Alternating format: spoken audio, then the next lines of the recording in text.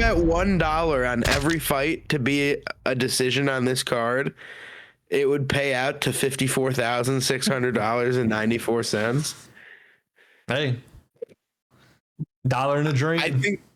I think those are good odds. It's definitely not terrible. It is MMA Control, and we have one of the biggest fight nights of the year, UFC Qatar. I am Jack Gold MMA. That is Big Verb. We are ready to cover a big card. I can't wait. Like, this is one of those cards to me. It's a morning card, Central Time, the only time zone, 10 o'clock. Main card starts at 1. The prelims stacked. The main card stacked. We were supposed to have a Qatar last year in May, but if you remember correctly, they didn't like the Jairzinho Rosenstrike versus Shamil main event, and they booted that card. They came back with this one, ready to go, locked and loaded, and it's big time.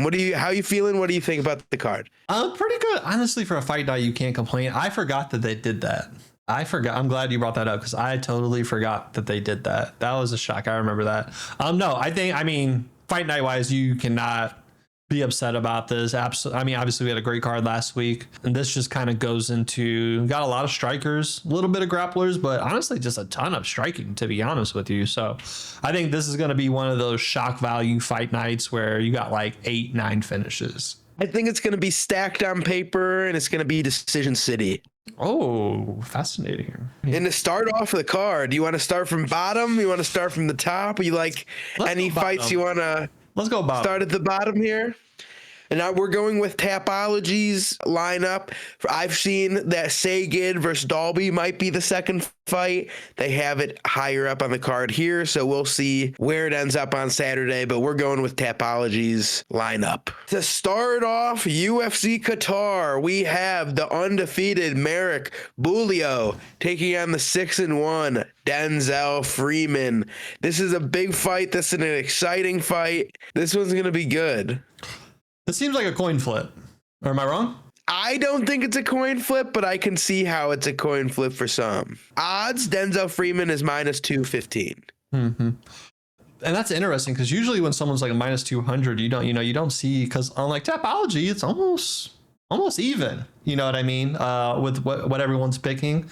I think out of 3,200, you got 50, only 60% are taking the underdog. Yeah, that's interesting. So I feel like I'm missing something that everybody else on Tapology knows, because I'm looking at a little bit of history, and I'm thinking America. I don't know about From what I'm seeing, here's what I'm taking from this. Now, Denzel Freeman's a little bit older, sure, but he's bigger, maybe not height-wise, but he's a bigger guy. He's an Olympic wrestler. He's been training at the Olympic Training Center. Maybe he's not an Olympian, but he's an Olympic wrestler, and he's fought better competition with my own 2 eyes. I've seen him dominate and choke out Steven Asplund in person in Minnesota. Steven Asplund just won on the Contender Series, knocked his opponent out, making his debut on December 13th. I think Denzel is going to get the job done. His one loss is Isaiah Pinson. Boo-hoo. He's in the PFL. He's a good heavyweight. I'll rock with you. I think we're going to go America, take the favorite. Yeah, I like it. Next up, I'm not just a grappler. I'm an elite grappler. I love Shamrock. He's fighting the undefeated Norillo Alvarez. It is Shamrock's debut. Next gen, 2 debuts on this card with Luke Riley and Shamrock. I want Shamrock to choke Aliv out, but man, I think Aliv is going to smush him. I think this is going to be a 29-28 decision. I was just about to say this is going to be one of your decisions you were talking about, for sure. I mean, all else fails, like I said, maybe submission, but it's definitely looking like decision. I will say Shamrock is bigger than Aliv. I just think Shem is not the best on the feet, and I think Aliv's going to be going for the takedowns, and I think Shem off his back is not as nearly the type of grappler he is when he's on someone's back. You know what I mean? Yeah, I think I'm kind of with you. Unfortunately, I wouldn't mind the underdog winning. I do think I'm gonna have to. I wish it was Shamrock versus Anshul Jubilee. Like, that would have been an awesome fight for this card. Shamrock submits Jubilee. Life can be a dream. Life can be a dream. But I think Aliyev is going to get a 29-28 decision here, unfortunately. I agree with you. Next up, we've got we've got Ismail Nordiev taking on Ryan Loder. Now, I was big on Ryan Loder on Tough. I thought he was good. And now I've realized those tough fighters take away Joseph Morales are dog shit. I'm taking Ismail Nordiev at -138. Let me backstep a little. Nurillo Alvarez -295. Shamrock +200. Ismail Nordiev -138. Ryan Loder +112 or something like that. I'm taking Nordiev. I think I'm going to go Nordiev too. I think this is also going to be one of the decisions you were speaking about. Definitely a little grind out match. And I think it'll be decently close, but not, maybe not. I mean, I think it's going to be like a weird one. Like I think Loder's chin is so iffy. I think Nordiev might KO him, honestly. That's definitely a possibility. Yeah, coming off that loss. Yeah, no, it's definitely possible, but I think he's going to be a little safe, and I'm going to go with decision on this one as well.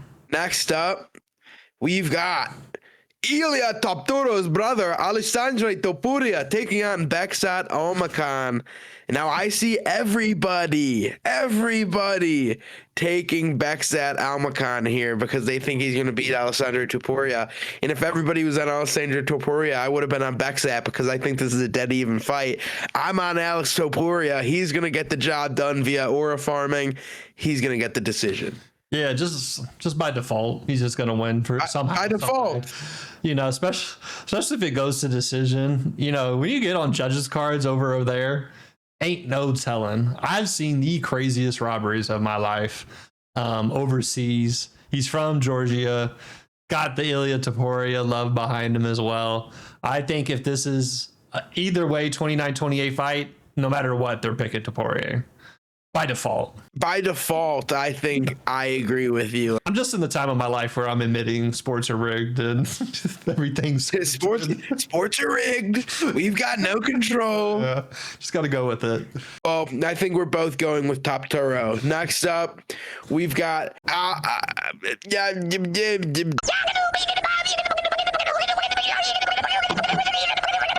Abdul Rahman Yakhyayev taking on Rafael Cerquera. I'm taking Yakhyayev. Now, don't be surprised when this fight, Yakhyayev is my lock at -1300.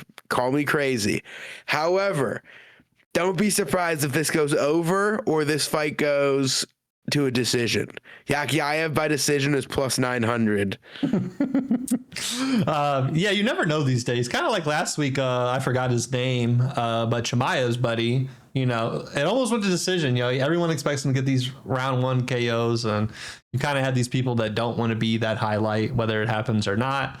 Obviously, -1400 favorite for a reason, so not much to dive in. Probably get the job done. I couldn't wait for you to say his first name. I was waiting for that to come out. It's one of those fights, man, where I think it's cut and dry early. Yeah. Next fight, we've got Alex Perez taking on Asu Almabayev. Asu Almabayev -210. And I'm going to go with Almabayev. I'm trusting the V's, baby. Yeah, obviously Alex Perez is, I mean, you look at his record, it's very red right now, unfortunately for him. Honestly, decent fighter, man. Just gets put against straight animals. I mean, his losses aren't bad. I mean, they're the best of the division. You know what I mean? So I feel for him. They just keep feeding him absolute savages. I am going to go with you. I do believe, honestly, and these odds aren't bad for him to take, you know, -210. Asu. I'll take that. I think that'd be a good parlay piece if you are parlaying fights. I think also probably another decision. I agree. Like, I think Shamil, I think all these V's are gonna win by decision this weekend. Just call me crazy, but I like Asu Almabayev in this fight. Next up, we've got Sagid Isgak Mayev. This is another debut that people must not know ball. because this man, 22-2, fought at one championship. He was an undefeated fighter, and he lost to Carlston Harris, UFC fighter via Darce choke in UAE Warriors. Now, Carlston Harris, low-key ass. That fight in 2021, they were here to see Sagan, and he lost. And that's why Carlston got signed. You take that away, he only has one other loss. 13-3 guy, unanimous decision, whatever. It happens. Every other fight, you look and you're like, oh, this guy's a can crusher. This guy's not a can crusher. He fought Shin Aoki. Yeah, bad. Leping Zhang, good enough. James Nakashima, good enough. Maxim Boturin, good enough. Paulo Caesar, good enough. All these guys are better competition than any of these regional fucks getting into the UFC are fighting right now. So I like that he's fought competition. Now, Dalby is good. Dalby is a good fighter. I'm taking Isgak Maev by decision, 29-28. He's going to wrestle this guy. He's Team Khabib. He is part of that squad. He's been part of that squad for years. I think it's his time to get the job done. Yeah, I'm probably going to go with you. And I feel like Dalby's just been in so many wars.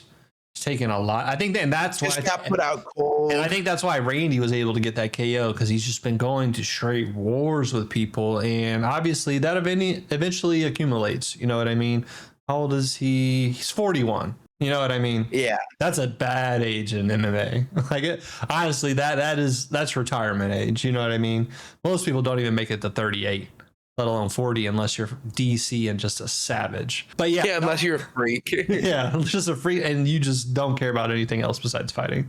I think once again, it's gonna be another decision, and I think he is gonna wrestle his way to. I think Dalby will put up a little bit of a fight. He'll do a little damage on the feet, maybe catch him with a knee or two, do a little damage to him coming in. But I do think he's going to get the job done. Just win a round, I bet you. Yeah, I bet you he wins a round.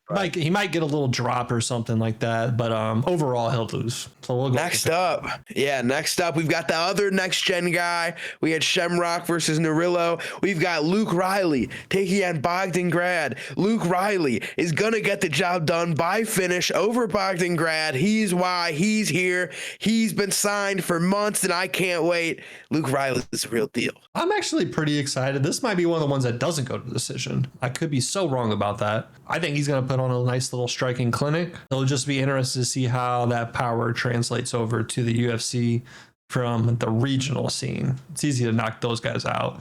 Not as easy in the UFC, but not impossible. So and my biggest problem with Luke Riley is when you see him fight, he's gotten a lot better now. But man, did he go to some wars, dude. Like, he's been wobbled, he's been hurt. Like, it's been tough. Yeah. But he'll probably have Patty or somebody there with him. Patty's going to be in the corner. Yeah, confirmed. I think he'll definitely have some good coaching. And like I said, if he's not able to find that knockout, they'll probably figure out a way for him to get a nice little 29-28. I hope so. That would be really cool, honestly. Like, I hope he wins. He's a guy I'm really rooting for. Yeah, he's a guy I'm really rooting for. He's really fun, man. I just hope he gets the job done. He's going to get it done. Next up, we have a re-debut. Kyoji Horiguchi coming in, taking on Tagir Ulanbekov. Tough fight, but he's got a real chance to do something cool here. Like, Kyoji Horiguchi could flatline Tagir, but he's so small. He's getting older. I think Tagir is going to get the job done. I think we both know, even if he drops Tagir, he's just gonna find those ankles, stay on them. Even though Tagir's, wrestling hasn't been the most impressive, and he gasses out like every single fight. We know where they're fighting, and if it goes to decision, by default, we know who's gonna get it. Yeah, dude, Tagir's getting the W. Yeah, so, I've got my 3-leg parlay I was telling Big VERB about. We got Tagir Ulanbekov decision. We've got Sagid Isgakmayev decision and Abdul Rahman Yakyayev decision plus 6,000. I put $2 on that hoe. We're walking away rich.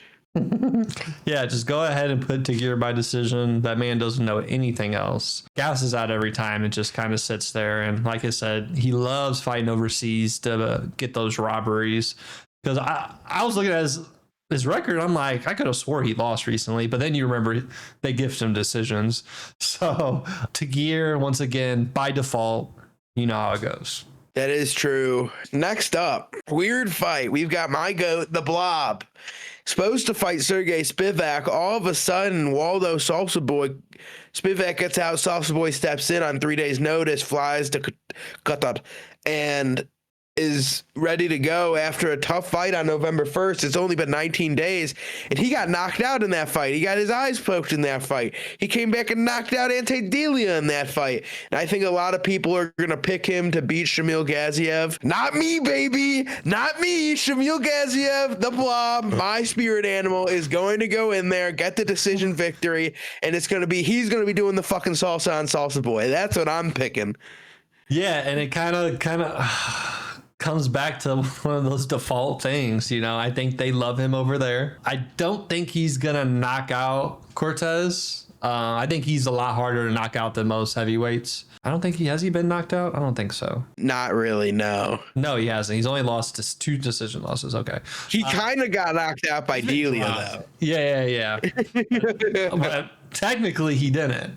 Technically, he did. Where's Tom at? You know, this guy's fighting 19 seconds later. So I love it. I love the step up. Definitely a big. I mean, if he comes away with a dub, it definitely puts him in a great position in the heavyweight division, which is really boring right now outside the top 3 fighters. So either one of these guys, this is a huge, it's just going to shoot you to where you need to be, especially for Cortez more than anybody. I wonder how long the flight is. Do you know how long the flight is to Qatar? From Phoenix, Arizona is give or take like 20 to 24 hours. Oh my God. So it's going to take him a day to get there. What do you accept it? 48 hours ago? Yes. Somewhere around there. Okay. Yeah. So I love it. I think it's interesting that he's the favorite coming in such late notice, especially. Give me, crazy. Really crazy. I think I'm going to go with you because I think Shamil was... Give me plus money on the dog. Yeah, I think he was originally the favorite. I don't remember for sure, but I think he was originally the favorite. So for us to now get him at underdog odds, I think is a little too juicy to pass up. Because I think if he wins this, you won't really see him as an underdog anymore. So I'm going to go with you and take the dog. No, I like it. And next up, another dog, spoiler, that I think is going to be barking. We've got Mick Tybeck Oralby taking on Jack Hermanson at 170 pounds. Mick Tybeck coming up from 155. Jack Hermanson coming down from 185. And call me crazy, Jack Hermanson is sitting at plus 205. And I just saw Mateusz Rebecki beat the ever-living fuck out of Rebecca Oralby. And Rebecki's been getting flamed. He's been getting cooked. And I think Jack Hermanson's been at the top of middleweight for a reason for such a long time. Give me Jack Hermanson to get the decision victory over Mick Tybeck Oralby. Yeah, and I mean, and if you look at Jack's record, lose, win. And he just lost. So if we're doing MMA math... you know, he's supposed to win. Literally, lose, win, lose, win, lose, win, lose, win, lose, win, win, win, win, lose, win, win, lose, win, win, win, win, win, win, win, win, win, win, win, lose, lose, win, win, win, win, win, win, win. So he is on a 1, 2, 3, 4, 5, 6, 7, 8, 9, 10, 11 fight streak of winning every other fight. And boy, this is every other. Yeah, he's due. And to give him credit, most people can't take RoboCop shots. So for him getting knocked out by RoboCop, honestly, it's just like it happens. Big deal. It happens. Yeah, big deal. Dude is a monster. We just saw him recently. He got flatlined though. Yeah. I forgot he got stiffed. Yeah. But Oralby's not doing that to people. Oralby, he's going to war, but he's going to war with Tafik Musayev. He's going to war with Mateusz Rebecki. He's going to war with Elvis Brenner. The Rosmeta twin is aging very well, but the Brenner, Musayev, and Rebecki fights to me are like, yeah. Brenner was small, Rebecki's small, Musayev small. He's not going to be able to do what he was doing to them to Jack Hermanson. No. So I think Jack by decision is very appropriate. I agree. 29-28. I think Oralby wins the first round. I agree with that. Next up, lock of the night, lock of the night, lock of the night, lock of the night. We've got Volkan Oezdemir taking on Alonzo Menifield. Volkan Oezdemir is going to give Alonzo Menifield the work. If it's not round 1, it's going to be round 2. If it's not round 2, it's going to be round 3. If it's not round 3, there's going to be a unanimous 3-0 decision for Volkan Oezdemir. I think I'm going to go with you. You know, like, and you know, he's from Switzerland. I know that's not Russia, but it feels the same. It's closer than America. It's close enough. So he looks Russian enough to me. And honestly, Carlos Ulberg's not a bad loss. He's been on a tear. He's about to fight for the title, more than likely next. So not a bad loss. And honestly, the Johnny Walker, you know, KO's kind of looking good. Johnny Walker's kind of making a little comeback. So see, Menifield's also an Ulberg victim. Let's not forget. He is. But except when he's losing, he's getting knocked out silly. Yeah. So it just depends on what Menifield shows up. He's got like he has that like super on point dominant kind of steal the show he can have, or he's just like kind of like barely gliding by in the fight. So I think I'm going to go with you, Volkan. I think once again, this is 100% going to be a decision in my opinion. I think Volkan could chin him. I think Volkan's going to chin Menifield. I can see that. You can definitely see that. Now for the co-main event, 2 of the most hated men in the UFC, 2 of the most hated men in MMA. We've got Bilal, the Chicago man. Hey guys, check in. You got to check in when you come to Chicago.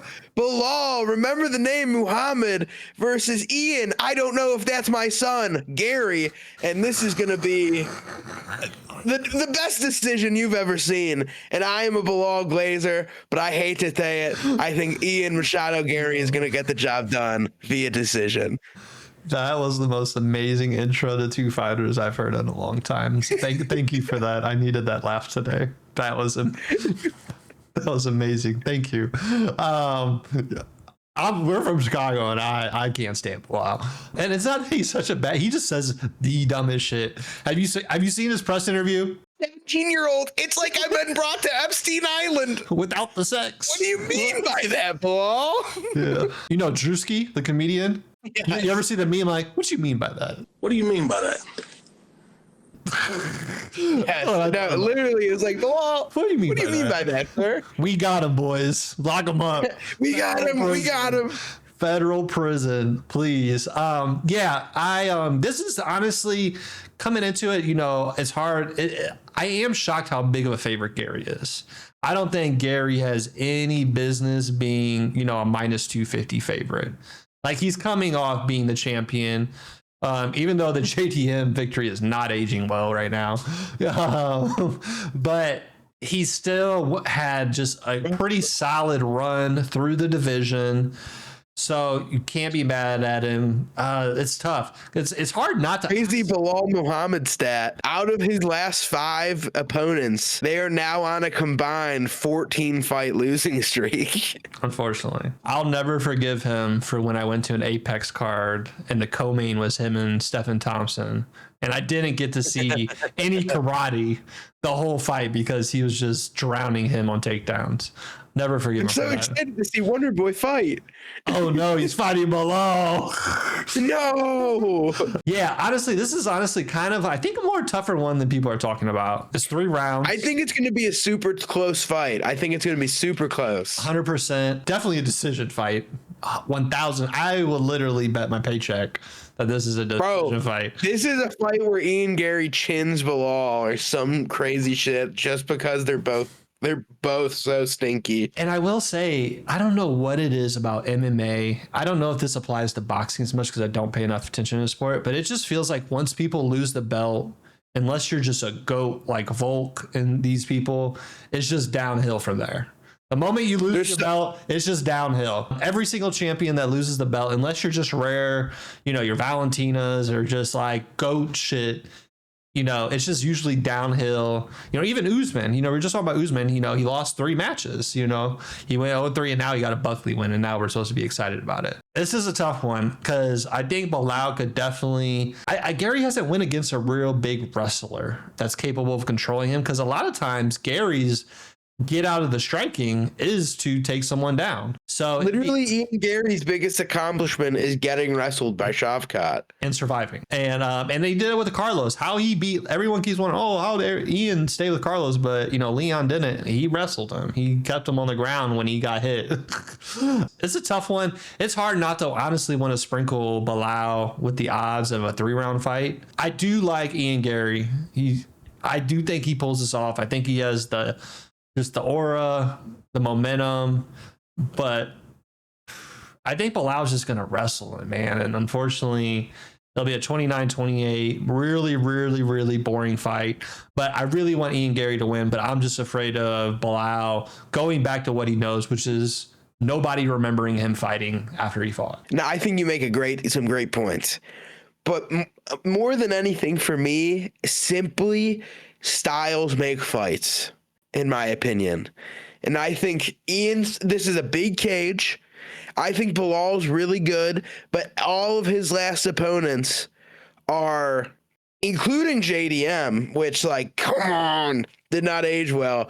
They do not move their feet. Gilbert doesn't move his feet. Wonderboy moves his feet, but shot like 15 takedowns to get 4. Damian Maia fight, he defended 21, so he wasn't shooting any. Like, he was defending the takedowns. So I don't think Ian's taking him down at all. But Ian's 6'3". He's got that real, like, he's like always getting electrocuted. Like, I don't know how to describe it. Like, he's got that just like fast twitch. And he's got those long legs. And Bilal does not shoot out in the open. He shoots against the cage. And I think if you're shooting with Ian Gary against the cage, you're not going to be able to get him down because he's got fantastic balance. He's quick. He's agile. And I just think he's going to be able to get out of that the same way JDM was on the cage. The biggest difference with this Islam fight and the Bilal fight for JDM, Islam was wrestling him in the middle. Take double legs, where Bilal was shooting against the cage, where it's a lot easier to defend takedowns. And I think with Ian's size, his speed, I think the takedowns are going to be, Bilal will get 1, but I don't think he's getting 3, 4, 5. You know what I'm saying? Yeah, I agree. It just worries me with JDM. If JDM wasn't able to, like, knock him out after literally piecing him up for 5 straight rounds almost and not knocking him out. Hey, Bilal was piecing JDM up too. JDM looked worse after the Bilal fight than the Islam fight. He had his moments, but he took a ton of damage. So it just worries me, like, you know, obviously Bilal's got a good shin. I mean, we kind of have to admit that Bilal has a really good shin. He hasn't been knocked out since 2016. Like I said, it's definitely going to decision. This basically depends on Ian Gary, takedown defense, stopping the takedowns. If he just stops those, he wins. If he doesn't, I do think he loses. I think what will happen I would love for Bilal to win. I'm putting a little bit of money on him just cause. I think Ian's probably going to win the first round, and then Bilal's going to go straight for wrestling immediately. I agree. I think it's going to be like a clear 1-0 round for Ian.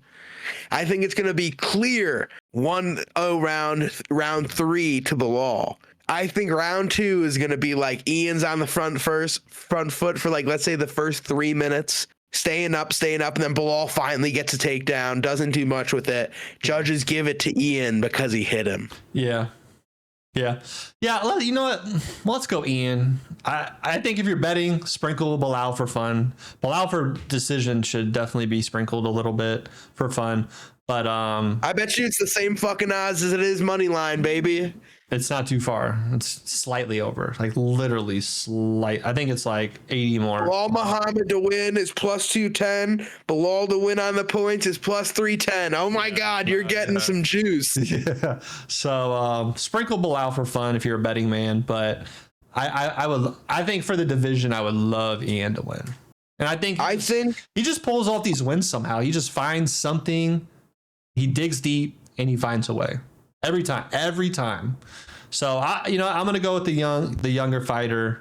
Like I said, these guys lose their belt, lose the confidence, and it's always downhill from there. I think this is going to be kind of add on to the list for Bilal, unfortunately. And we're going to see a same downhill slope as we're seeing with Leon. Same thing with Bilal. My biggest thing is like the mentality change. And for Bilal, these guys, I think, can come back because they know they're one away. Bilal's not one away. Bilal has to beat Ian Gary. Then he's got to beat fucking probably Michael Morales or Carlos Prates. And then he's probably got to beat Usman, or he's got to beat Shavkat. And then maybe he'll see a title again, but he'll probably have to fight one more person. It's more likely that he'll fight Ian Gary twice in a matter of 5 fights, getting to the title again, than he gets to the title again. And let's throw this out there. Islam's not going to take that fight. Islam, I'm telling you, Islam's taking Islam would love to fight Bilal, bro. I promise you, Islam would love to fight Bilal. I'm going to tell you why. Bilal wouldn't want to fight Islam. Islam and them are like, we don't give a fuck about Bilal. I'm going to tell you why. Bilal does nothing for his legacy. No, this is exactly going to be, this is Islam's rest of his career. He's going to fight Kamaru Usman. Okay.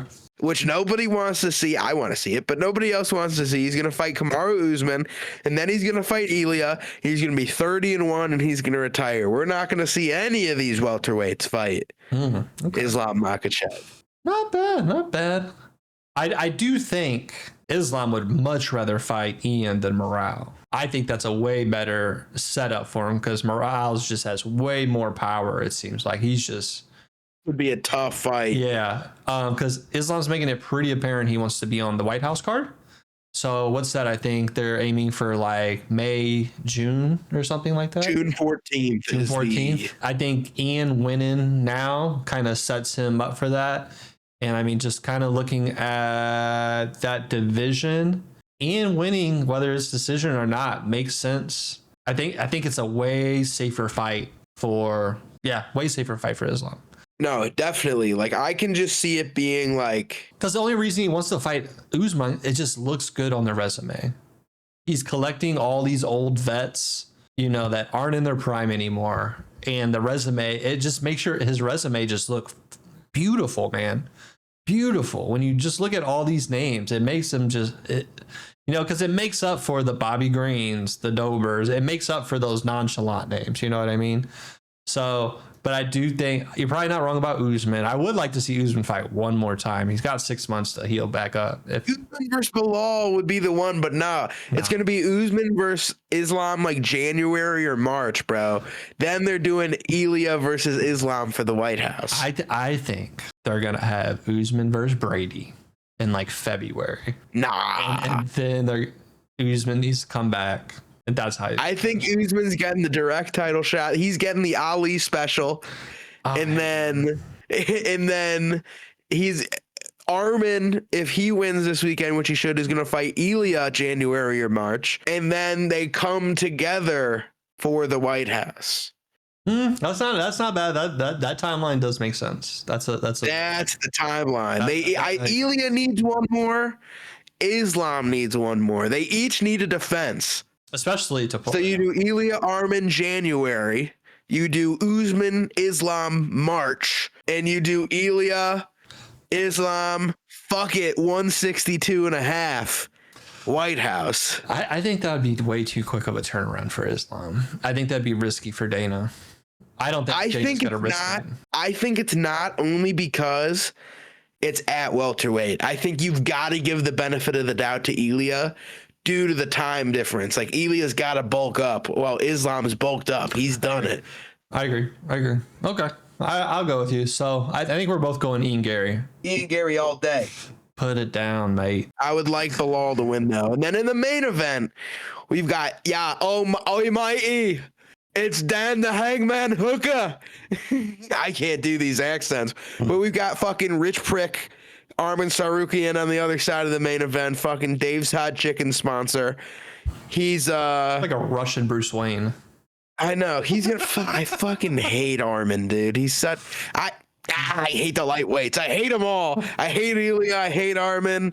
I hate Armin so much, though, it'd make me root for Ilya to knock him out. And Armin's gonna win this fight and make it look easy. He's gonna submit him. He fights Ilya January, and then we're cooking. I agree. I would love for Dan Hooker to knock him out, though. Chin him to planet fucking Neutron. Dan doesn't have as much reach as I thought he would have. Yeah, heavy favorite. Yeah, I think Armin's gonna pull it off. He's had a lot of time to heal. get his shit together. 18 months of nothing. Yeah, so I think he's going to be pretty in top tier shape. Nothing but grappling matches. But Dan is just set up to. It's weird, man, because I'll never forget when I was telling my buddy, I went to my buddy's house to watch Dan Hooker versus Chandler. And I was like, there's no way this Bellator guy is going to beat Dan the Hangman. And then I was very let down very quickly and embarrassed. I feel like when Dan gets these like main events, he just falls short. I agree. And it's also like people forget, man, when Michael Chandler knocked out Dan Hooker, that was right after Dan Hooker versus Dustin Poirier went to life and death. One of the funnest fights you'll ever see in your life. So it's like Dan Hooker was just like in bad shape. Yeah, he did a favor for the UFC that night. I do like the Gamrot win. I like the Turner win. I mean, to be honest with you, Turner, arguable. Gamrot beat the shit out of. Because I hate Armin's Charles win because it was a terrible win to me. I agree. To grapple him, and I mean, you could almost say Charles tried to, more submission attempts than Armin did anything. Armin's such a pussy. Dariush, I hate him. Dariush is getting finished by everybody in the division. He's basically. I know what. So Armin and BSD. If I'm a 155er, I'm begging to fight Benny right now.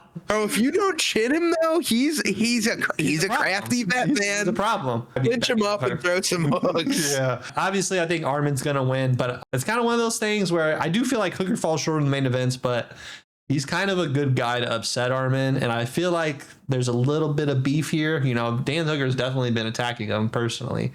So I feel like there's definitely going to be some shit talking and a little bit of beef. Yeah, so I'm interested to see how that fight plays out. I see a lot of people thinking Armin's going to finish Hooker, but I do think obviously Hooker's been through the wars with people. I don't think I think it's going to go to decision, to be honest with you. It might honestly look very similar to Islam and JDN. Yeah, it can. There's really a possibility it could look very similar. I think Armin will be less boring, I hope. I think he's going to get after a sub. But I will say, just kind of, and I mean, Charles Oliveira is obviously crazy crafty on the bottom, but that's kind of what he had to do to beat Charles. He kind of just had to sit on him, play the positions, do a little damage, but nothing crazy. Wasn't impressive. So we'll see. He could come out and just kind of like Islam, go for the takedown, get a quick submission. But I would imagine Dan Hooker was embarrassed by that, and he's just not going to allow that. He's got to be working on ground game. But who knows? The man's drinking every day, it seems like, and he's got a bare knuckle backyard league right now. So who knows what Dan Hooker's doing in his free time? I secretly want Dan Hooker to win. Me too. I want Dan to win. Especially since Armin took away us seeing him versus Islam. I'm still mad about that. Fucking pussy bitch, back spasm motherfucker, dating Dave's chicken, hanging out with Nina Draw. I hate him. He took away Glorious.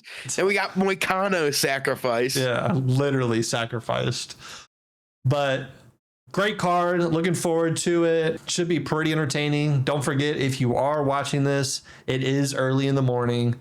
I know a lot of you fuckers sleep in, so make sure you wake up. I think these fights are starting around 8 a.m., something like that. I don't know about that. DraftKings says 8 a.m. Oh, it just changed. It changed to 9 a.m. Oh, okay. For Eastern. 9 a.m. Midwest time. Who knows when these fights are starting, huh? Whenever the rich guys get together and feel like watching the fights, they'll start. Well, we're at their beck and call. Yeah, whenever we can fit in their schedule. So, yeah, great card. Can't wait. Should be. I think kind of like after reviewing the card with you, I do think it's going to be a decision to light. So I definitely, you might want to skip the cycle parlay this week and look for some decisions, because I think you're only going to have, I'm going to go say it, there's only going to be 2 knockouts, whole card. Maybe I agree. I think one of those. 3 tops. I think it's going to be Luke Riley. I think it's going to be Volkan Oezdemir. And I think it's going to be Denzel Freeman. Okay. Those are the finishes. Okay. All righty. Well, that's it. That does it for MMA Control. Tune in to the UFC Qatar. Be easy.